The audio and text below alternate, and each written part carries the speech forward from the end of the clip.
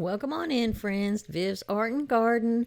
This is day 6 of Inktober, and yes, I am 2 days behind, and that is fine for me right now. I decided to do a mosquito piercing somebody's skin with a little blood drop for the prompt pierced. So that's what I'm doing. Yes, I know I'm behind, and it's okay. I decided to go back to my dip pen for this one. I feel like the ink is so much darker than it is with my micro pens, and I love that high contrast between the white color of the paper. So that was my rationale for going back to the dip pen. Yes, it is still a slow going process, and it's okay. It's okay. I used some different techniques with this mosquito. I didn't do all one technique. I used a combination. I used a little bit of stippling, not much, because stippling takes a long time, especially when you have a really fine point pen there and the dots are so tiny. It just takes a long time. So I did some scribbling or scumbling. I did a lot of hatching, not cross hatching where you go one direction with the pen and then come back across it in a different direction across those first lines. Hatching is the lines are going all in one direction, and I really darkened it up. In some places I just kept going until the black was almost solid. And I tried to give it more contrast with these different techniques, and I think it came out really well, especially since I was using the India ink, which is so much darker than that ink in the Micron pens. I really love it. So yeah, I really enjoyed doing this mosquito. I feel like he came out really well. The skin, I drew some skin, supposed to be human skin, close up, supposed to look like little cells. That wasn't as successful as I wanted, but I don't care. I left it just like it was. My real focus was the mosquito, and I think I got that down. I really love this mosquito. We got mosquitoes the size of chicken hawks here in the South, and they will carry you away. And I live right by a stream, a little creek, and then not too far within walking distance there's a pond. So that just breeds mosquitoes like crazy around here.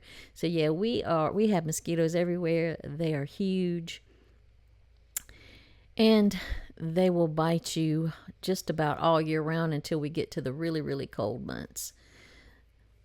But like I said, I am in the beginning, I am behind.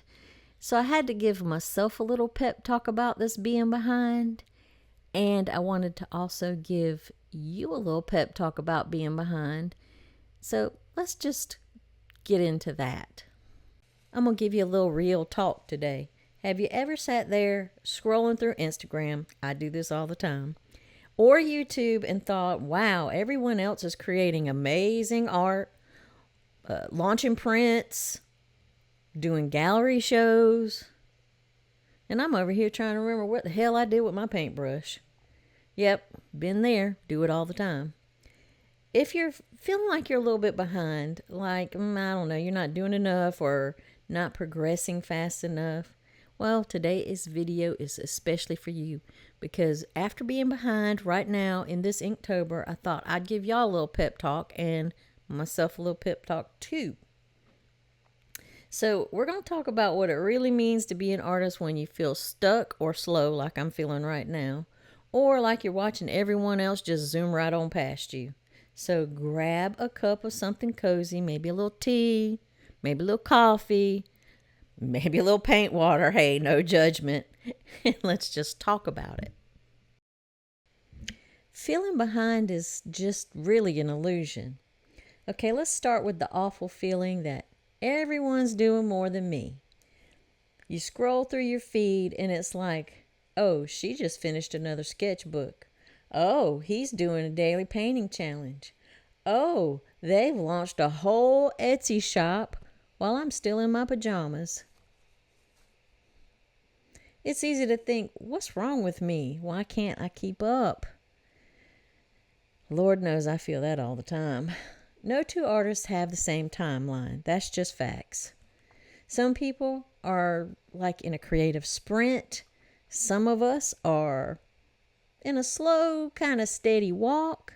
We may be even on a scenic tour and strolling around with some snacks. That's my favorite kind of tour. And honestly, that's all fine. Every last one of those is valid. Because art is not a race. It's more like a really long hike. Sometimes you're just powering up that hill, and sometimes you stop to admire the flowers. Lord knows I do. Sometimes you just sit on a rock and eat some trail mix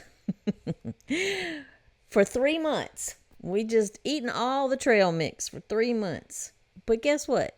It all counts. Every last second of that. Your art journey is yours. And it's not supposed to look like anyone else's highlight reel, because that's really all you're seeing on Instagram and those other social media places. And we all have just different seasons of creativity. So here's something I try to remind myself all the time. Creativity. I can't even talk, y'all. Creativity comes in seasons. There's, the spring season, to keep it kind of with the gardening theme. When you're bursting with ideas, you can't stop creating, you are on a roll, honey. You're in the zone, everything is flowing, and you're painting like a fiend. Then comes summer, the season of productivity, when projects are in full bloom. You're finishing pieces, trying new things, and feeling like you are just on top of the world. Then there's autumn, that reflective season.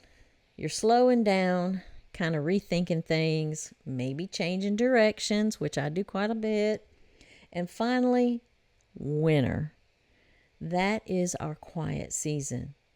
And it's just the one where you feel like nothing's really happening. But here's the secret. Winter is when your roots are growing. It's when ideas are forming under the surface. When you're kind of resting, gathering a little energy for your next big creative bloom. So if you're in a winter right now, if you're not making as much, or you're doubting yourself a little bit, that doesn't mean you're falling behind. It just means your creative garden is doing its underground work, making those roots. And trust me, that counts. There's also that myth of productivity. Let's talk about the big one. Productivity guilt. We've all been there. You tell yourself, I didn't paint today, so the day is just done. It's a wash day. Or I made one sketch this week and that ain't nothing. No, stop it right there. Stop it. You're not a machine. You're an artist. Your creativity doesn't run on schedule or a spreadsheet. And that's what I have to tell myself with this Inktober challenge. I'm not a machine. I'm an artist, and I will get to the end. It may not be in 31 days, but I'm going to get there. And honestly, making less art sometimes helps you just to make better art. Think about it. When you're burnt out and you're creating just to keep up, which I'm trying to avoid, the joy starts to disappear. You're not exploring anymore. You're just performing. And that's not healthy for you or your art. It's okay to slow down. And it's okay to take breaks. And it's okay to make bad art. And a lot of it. Because every messy doodle, every half-finished project that I have a whole room full of, and every painting, well, it's still part of the process. So remember, the point of art isn't to be productive, it's to be present and enjoy the process. That's a lot of P's. And enjoy the process. Now let's talk about something that's just a little bit sneaky And that is the progress you can't see. It's your invisible progress. You might feel like you're not improving, but I bet you are. Well, maybe just not in ways that you can easily measure. Maybe your color choices feel more natural now. Maybe your sketching confidence has grown. And that's what I'm trying to get with this Inktober project. I'm trying to get a little more confidence in my sketching and make it more natural. Maybe you're just afraid to start something new. Oh, I'm never afraid to start something new, but sometimes some of you are. And that's okay because that's growth. Sometimes it's so gradual you don't notice it until you look backwards. So pull out all your old sketchbooks from a year or two ago. Compare your work from now to then, or from then to now. However you want to do it, I don't care. Just compare it. I guarantee you'll see something, even if it's just that you've learned to loosen up or that your art feels more you. You've grown, but it's been silently. So small that you didn't even notice it. And if you don't see that huge difference right now, don't even panic. Don't get your panties in a wad. You're still in motion. Progress isn't linear.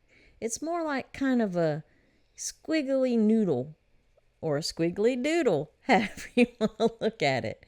You go up, down, sideways, around, but you're still moving forward. I promise you. Keep going. So here's your reminder for today. You're not behind, you're becoming. Every step, every off day, every pause, every moment you think you're stuck, that's just part of the process. Take a breath, let go of the guilt. You're allowed to create at your own pace because the world doesn't need another artist who's burned out trying to just keep up. It needs you creating in your way, in your time, and in your voice. So if all you did today was think about art, that still counts. It still counts. If all you did was wash your paintbrushes or reorganize your supplies, that counts too. You're doing enough. You are enough. And I promise your art will be waiting for you whenever you're ready to just dive back in. All right, that's my little pep talk for today. If it's helped me. See, I knew I was talking to myself, y'all. If it's helped you, let me know in the comments. I'd love to hear what season of creativity you're in right now. And remember, no matter how long it takes, keep creating, keep growing, and keep giving yourself grace. You're doing great, my friend, and I love you.